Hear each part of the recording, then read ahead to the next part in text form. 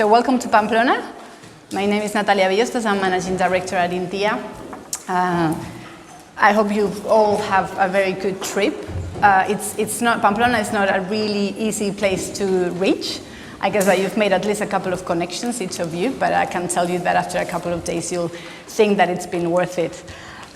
For those of you who don't know the host institution, INTIA is a public company. We're an applied research and advisory organization dependent on the regional government of the region.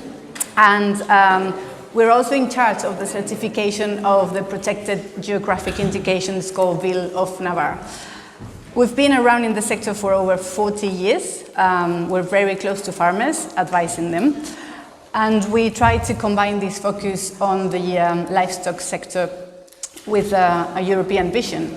Right now we've got 19 EU projects running, both H2020 and Horizon Europe. And Bovine is one of them. And why is it we wanted to join Bovine? I think it was almost 3 years ago. That's because it's a thematic network, and these type of projects allow us to really get research close to farmers and to capture farmers' needs and to bring those needs and innovations back to the researchers so they can conduct meaningful research. We also wanted to join because these type of projects combine different views, combine different countries, combine different profiles, technicians and vets and practitioners, farmers and advisors. And we also have been able to look at different production systems because we've been around in Europe.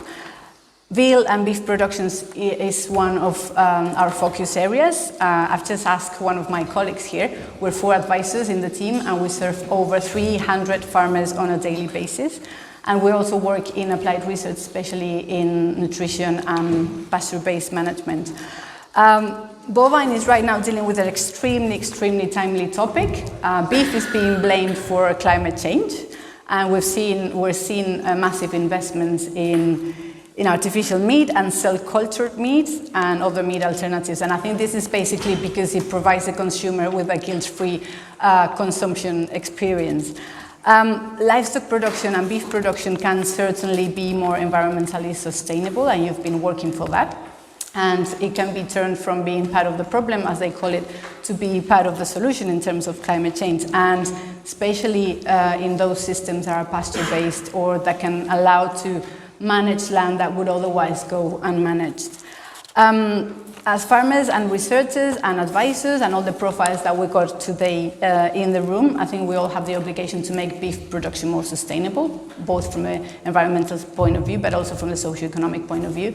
And here I think we're rather strong on that, so that we can make farmers regain their power in their value chain and regain, or at least to have a decent wage for a good living.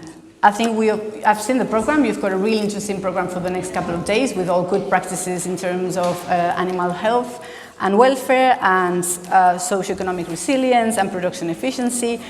And I've seen that you also have some time to relax and enjoy the company of the colleagues, and I hope you'll enjoy the city of Pamplona. So I wish you all the best for the next couple of days, and I'll pass it on to our project coordinator, Maeve. Thank you so much.